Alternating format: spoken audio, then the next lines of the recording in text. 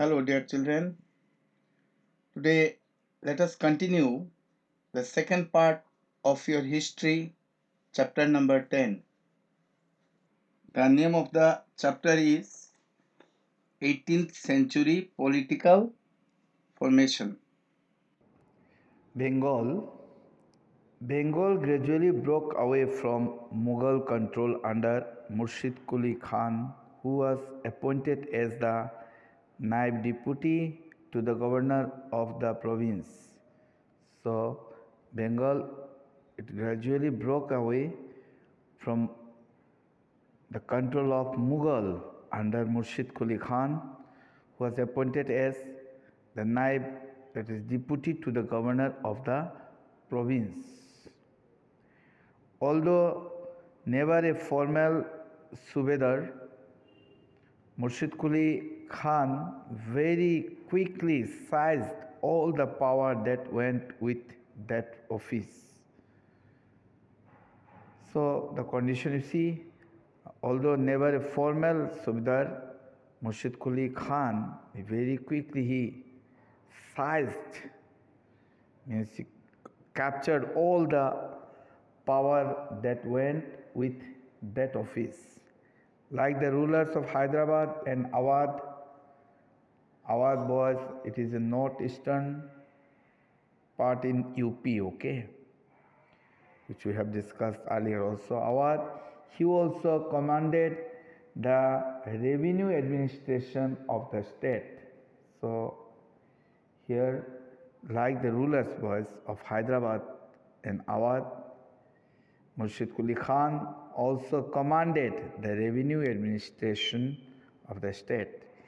In an effort to reduce Mughal influence in Bengal, he transferred all Mughal Jagirdars to Orissa and ordered a major reassessment of the revenues of Bengal.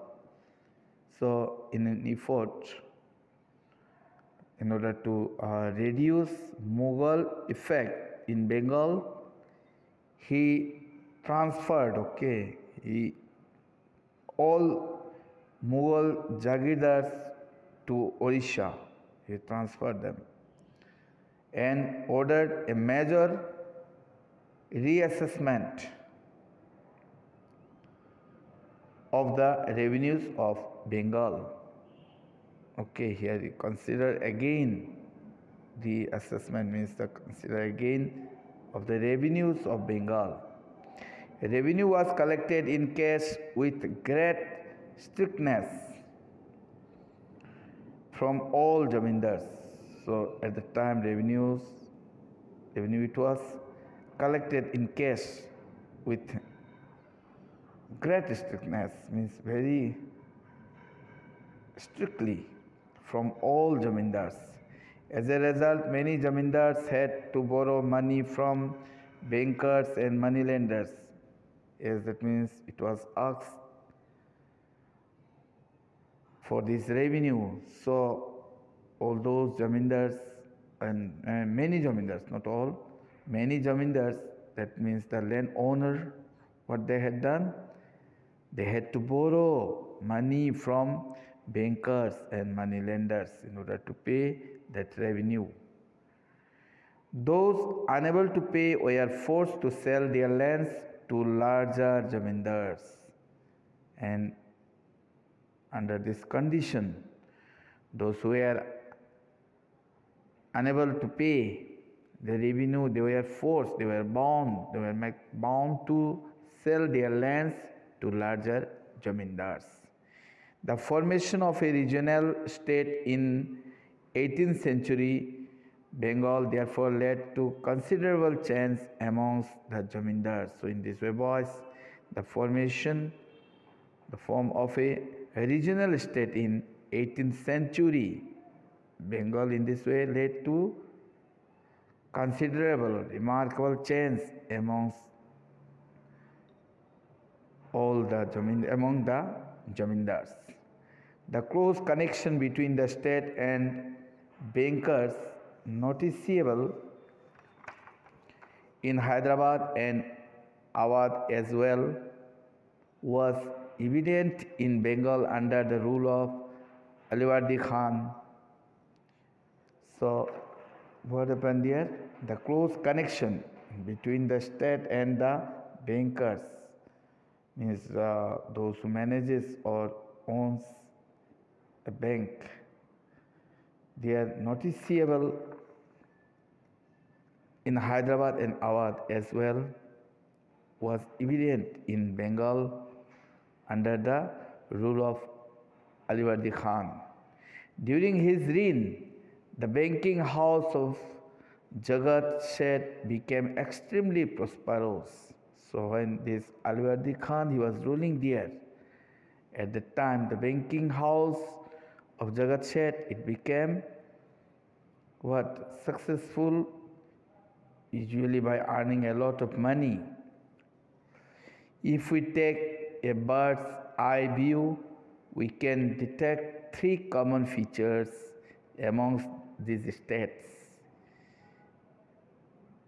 First, though many of the larger states were established by erstwhile Mughal nobles, they were highly suspicious of some of the administrative systems that they had inherited, in particular the Jagirdari system. So here first you see, first though many of the larger states, they were established by erstwhile means former Mughal nobles, they were highly suspicious. They were highly distrust of some of the administrative systems that they had inherited, means which was genetically, in particular the Jagirdari system. Second, their method of tax collection differed. Second one was their method, the way of the collection of their taxes, it was differed. Rather than relying upon the officers of the state, all three regimes contracted with revenue farmers for the collection of revenue.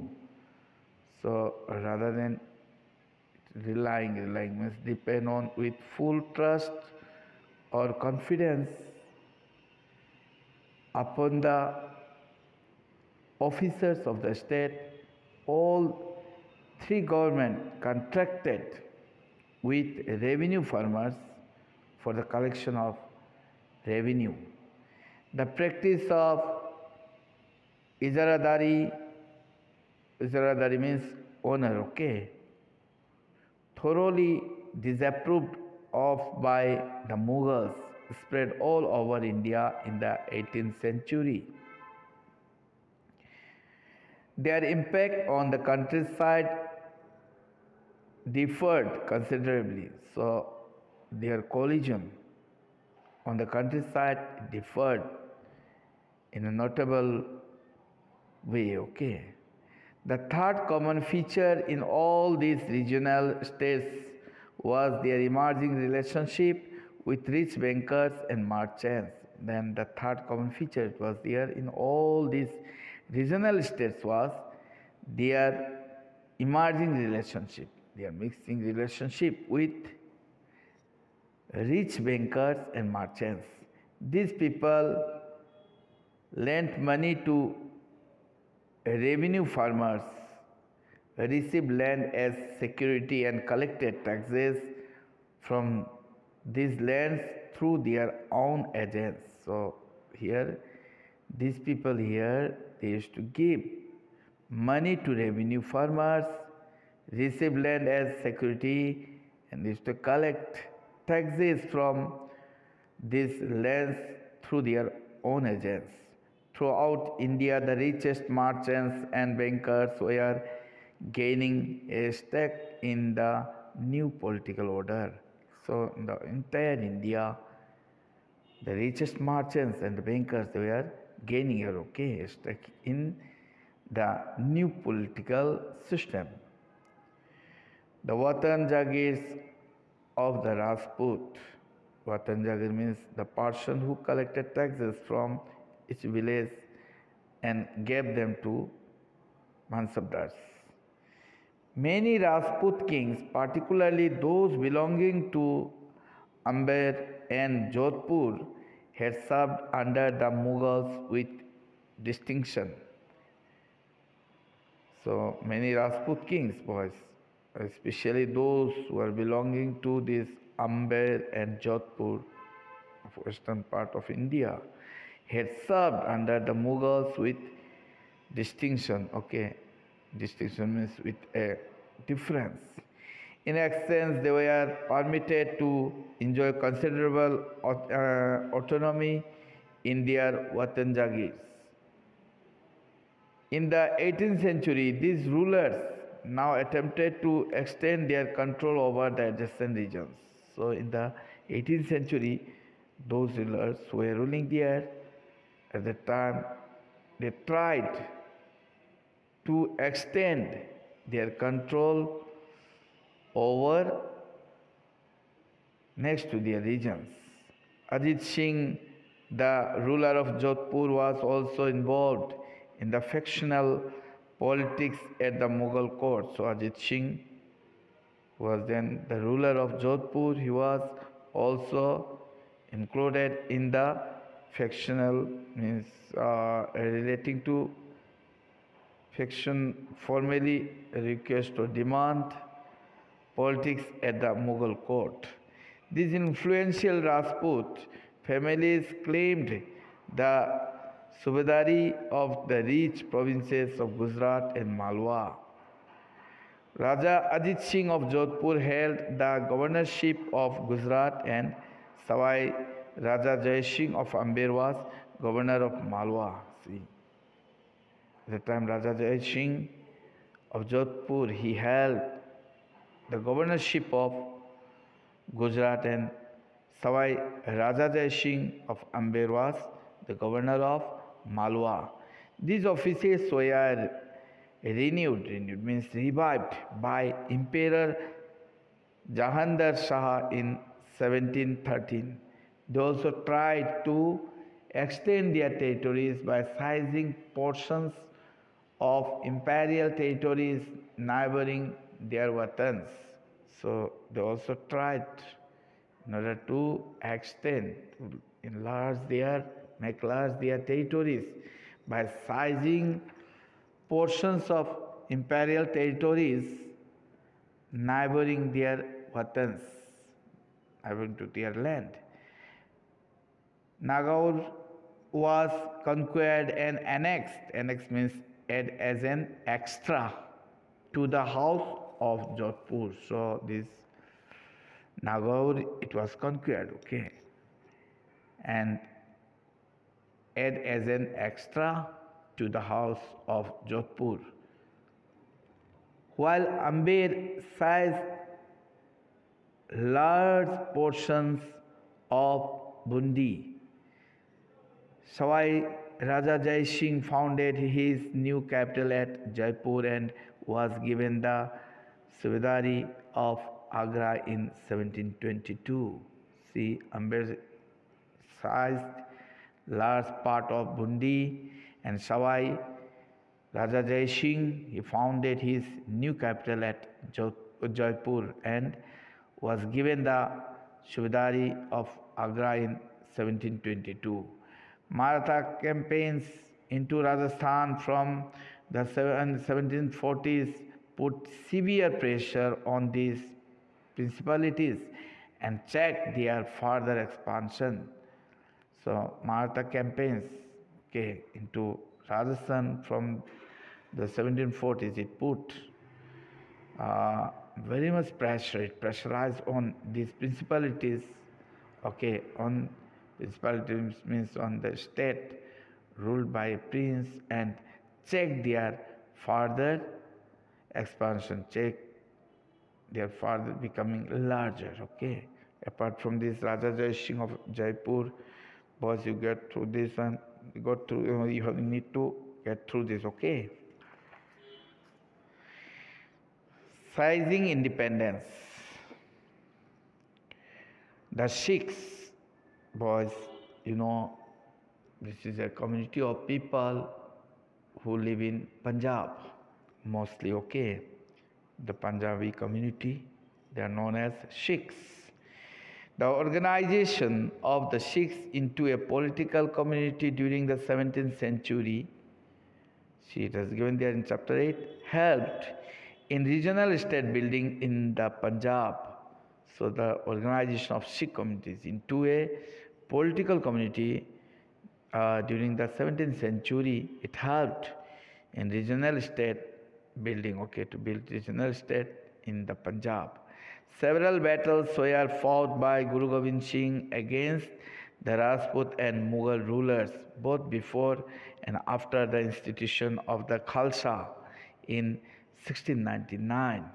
So many battles were fought there by Guru Gobind Singh, one of the 10th Guru of Sikh, against the Rajput and Mughal rulers, both before and after the institution, that organization founded for religious of the Khalsa. Khalsa means was the body or company of fully initiated Sikhs in 1699. After his death in 1708, the Khalsa rose in revolt against the Mughal authority under Banda Bahadur's leadership, declared their sovereign rule by striking coins in the name of Guru Nanak and Guru Gobind Singh, and established their own administration between Sutlej and the Jamuna. So after the death of Guru Gobind Singh Ji in 1708, the Khalsa rose in revolt. Revolt means take violent action against, the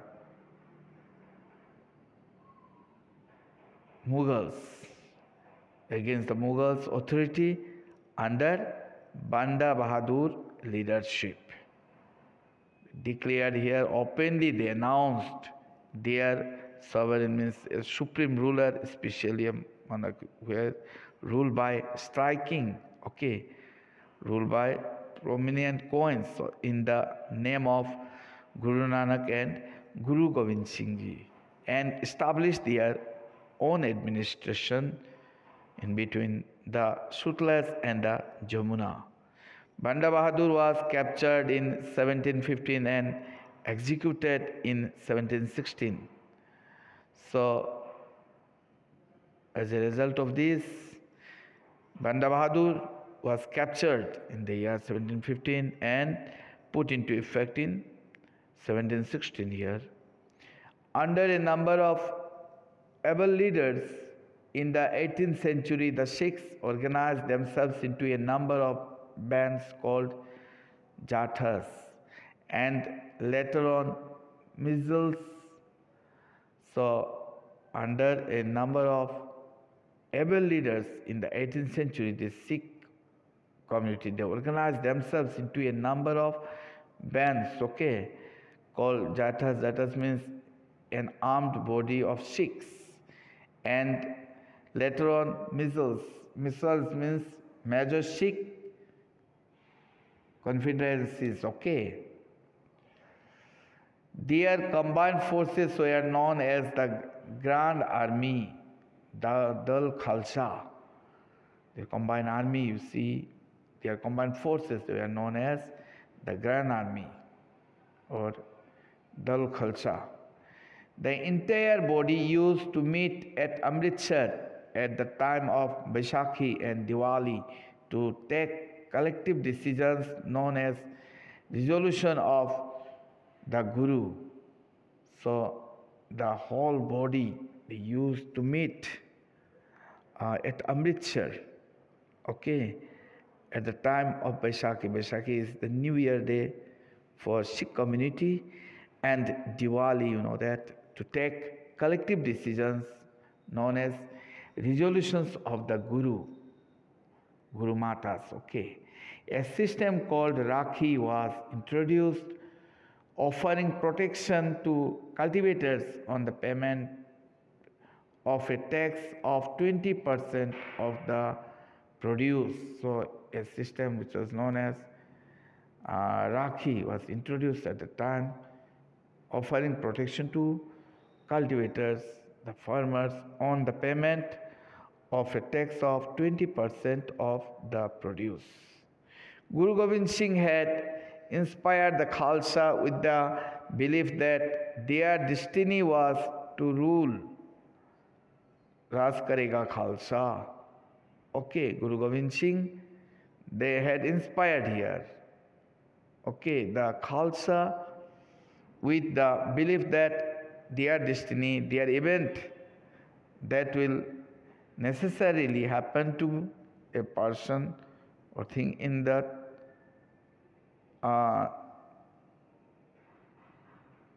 was to rule. Okay, in their Sikh language it has written Raj Karega Khalsa, means Khalsa will rule there. Their well-knit organization enabled them to put up a successful resistance to the Mughal governors first, and then to Ahmad Shah Abdali, who had seized the rich province of the Punjab and the Sarkar of Sirhind from the Mughals. This way, that means these Sikh communities, they fought okay, very bravely, boys. The Khalsa declared their sovereign rule by striking their own coin again in 1765. The Khalsa, the Sikh communities, they declared their sovereign rule by noticeable the refusal to accept or comply with something, which is known as that resistance, boys. So here, the Khalsa declared their sovereign rule by striking their own coin again in the year 1765. Significantly, this coin bore the same inscriptions as the one on the orders issued by the Khalsa in the time of Banda Bahadur.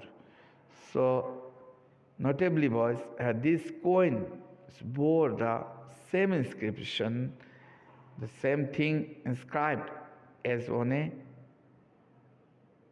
the coin, here as the one on the orders issued by the Khalsa in the time of Banda Bahadur Singh, The Sikh territories in the late 18th century extended from the Indus to the Jamuna, but they were divided under different rulers. The part of Sikh territories, you see, in the late 18th century, it extended from the Indus up to Jamuna, but they were divided under different rulers. Different rulers were there. One of them, Maharaja Ranjit Singh, reunited these groups and established his capital at Lahore in 1799. So among those rulers, Maharaja Ranjit Singh was one of them. He reunited these groups and established his capital at Lahore in the year 1799. The Maratha kingdom was another powerful regional kingdom to arise out of a sustained opposition to Mughal rule. So Maratha kingdom, it was another powerful regional kingdom, boys. To arise out of a sustained opposition there to Mughal rule. They also denied, that means the rule of Mughal. Shivaji carved out a stable kingdom with the support of powerful warrior families. So Shivaji, who carved out a stable, that firmly fixed kingdom with the support of powerful warrior, brave fighter with the powerful brave fighter families. Deshmukhs, groups of highly mobile peasants pastoralists provided the backbone of the Maratha army.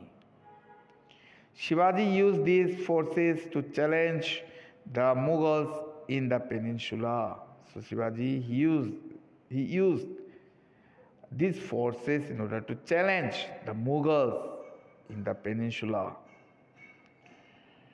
After Shivaji's death, effective power in the Maratha state was wielded by a family of Chitpavan Brahmanas who served Shivaji's successors as Peshwa.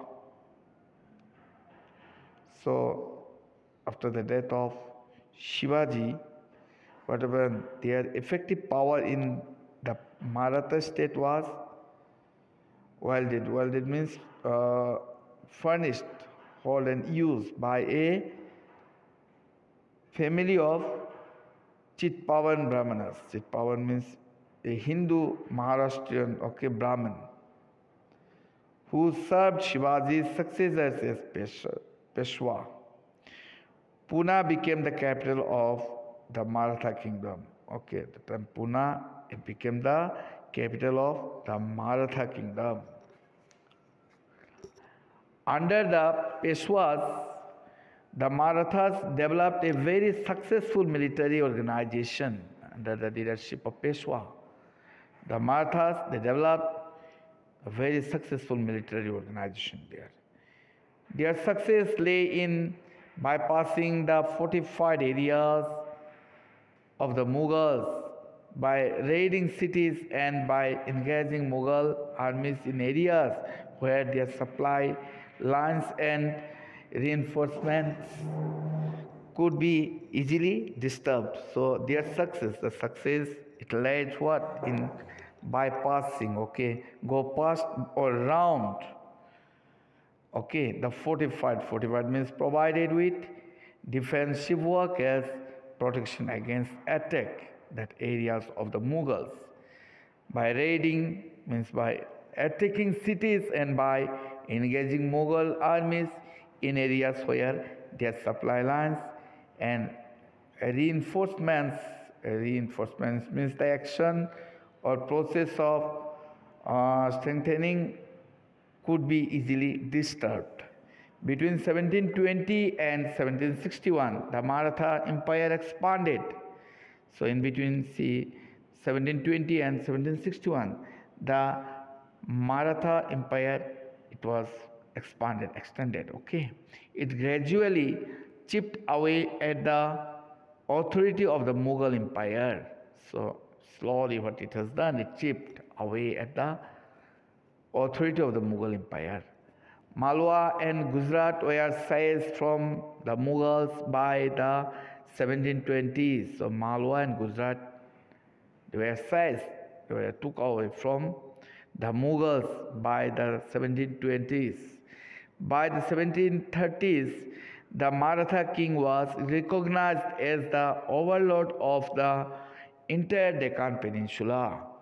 So by the 1730s, the Maratha king was again recognized as the overlord here, the ruler of the entire Deccan Peninsula.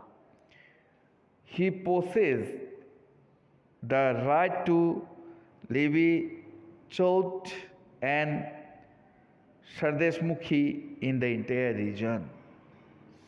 So he himself, the Maratha king, possess means control. The right to levy means impose tax, there, Chaut and Sardeshmukhi. That means tribute paid to king in the entire region. After raiding Delhi in 1737, the frontiers of Maratha domination expanded rapidly into Rajasthan and the Punjab in the north, into Bengal and Orissa in the east, and into Karnataka and Tamil Nadu and Telugu countries in the south. See map 1, it has given there, how that means it frontiers there. okay, are the different part. These were not formally included in the Maratha Empire, but were made to pay tribute as a way of accepting Maratha sovereignty. So these were not, that means, formally included in the Maratha ruling, okay, but were made in order to pay tribute or respect as a way of accepting Maratha sovereignty, that the supreme power of or authority of Maratha. Expansion brought enormous resources, but it came at a price. Okay, extending or expansion, it brought very large in size that resources, but it came at a price. These military campaigns also made other rulers hostile towards the Marathas. As a result, they were not inclined to support the Marathas during the Third Battle of Panipat in 1761. So these military campaigns also made other rulers hostile there towards the Marathas. Okay, and it is because of that they were not inclined to support.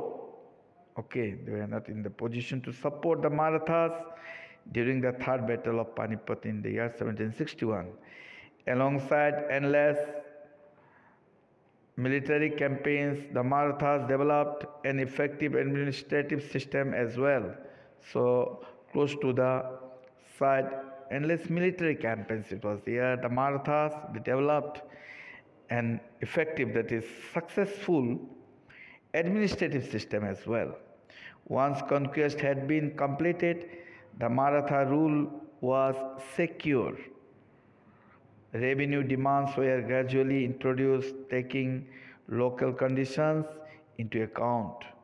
So once this conquest had been completed and Maratha rule was fixed, revenue demands, taxes demands, okay, were gradually introduced, taking local conditions into account. Agriculture was encouraged and trade revived.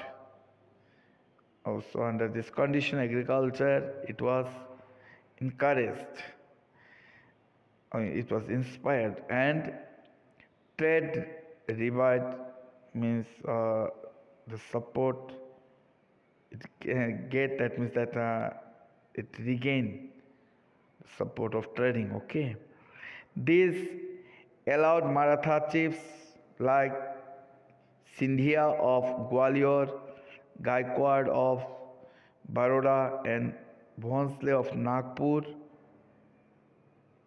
the resources to raise powerful armies. So it allowed these Maratha chiefs like Sindhia of Gwalior, Gaikwad of Baroda, and Bhonsle of Nagpur the resources in order to raise powerful armies. Maratha campaigns into Malwa in the 1720s did not challenge the growth and prosperity of the cities in the region. So Maratha campaigns means an organized course of action to achieve a goal into Malwa in the 1720s did not challenge the growth and prosperity of the cities in that part. Okay. Ujjain expanded under Sindhia's patronage and Indore under Holkar's. By all accounts, these cities were large and prosperous and functioned as important commercial and cultural centers. So here you see, by all these accounts, whatever it has mentions, these cities were large and prosperous. They were successful in material terms, okay, and functioned as important commercial and cultural centers. New trade routes emerged within the areas controlled by the Marathas. The silk produced in the Chanderi region now found a new outlet in Pune, the Maratha capital. Okay, so here what happened? New trade routes, okay, trading routes, it emerged here within the areas which was controlled by the Marathas. The silk production here, there, that means in the Chanderi region, now found a new outlet in Pune. Okay, the Maratha capital. Burhanpur, which had earlier participated in the trade between Agra and Surat, now expanded its hinterland to include Pune and Nagpur in the south and Lucknow and Allahabad in the east. You see, Burhanpur, which had earlier participated in the trade between this Agra and Surat, now it expanded its hinterland to include this Pune and Nagpur in the south and Lucknow and Allahabad in the east. The Jats, like the other states, the Jats consolidated their power during the late 17th and 18th centuries. Okay, yes, like that means other states. These Jats consolidated. Consolidated means make physically stronger their power during the late 17th and 18th century. Centuries, okay. Under their leader Chauraman, they acquired control over territories situated to the west of the city of Delhi. And by the 1680s, they had begun dominating the region between the two imperial cities of Delhi and Agra. So, under their leader Chauraman, they acquired means buy or obtain for oneself that control. They obtain their control over territories situated to the west of the city of Delhi, and by the 1680s they had begun dominating, means have power and influence over the region between the two imperial cities, means imperial means that is relating to an empire, cities of Delhi and Agra. For a while they became the virtual custodians of the city of Agra. Okay, here for a while they became the virtual means almost, okay, custodians of the city of Agra.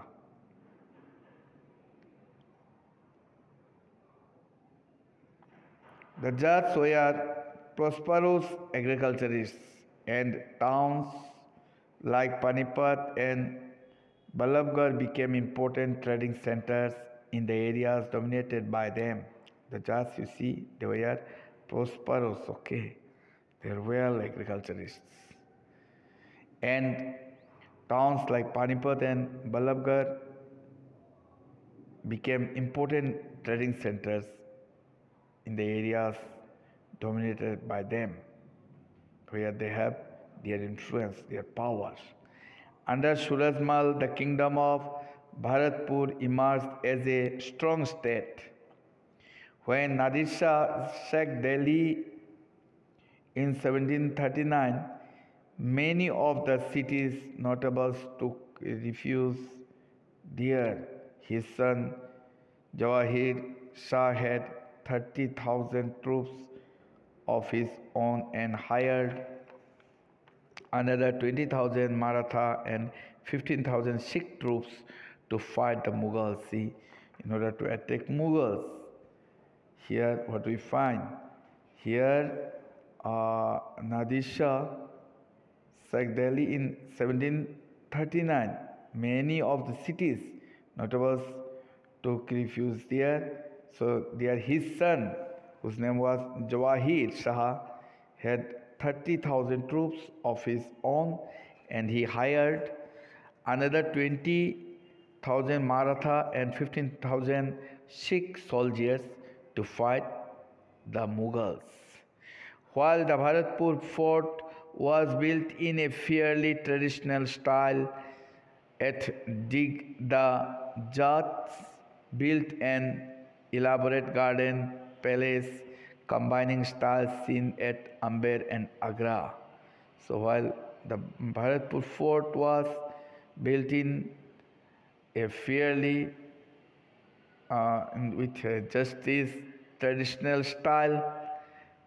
At dig, there the jats built and elaborate means involving many carefully arranged parts or details. Okay, garden, palace combining styles seen at Amber and Agra. Its buildings were modeled on the architectural forms first associated with royalty under Shah Jahan. Okay, here you see its building there were modeled on agriculture, architectural. Okay, architectural means relating to or constituting buildings. Okay, forms first associated with people of royal blood or status under Shah Jahan. See figure 12 in chapter number 5 and figure 12 in chapter number 9 to clear this idea. Okay, so just after this, see boys, the French Revolution, you get through this. Okay, so here is the end of the chapter. Thank you, boy.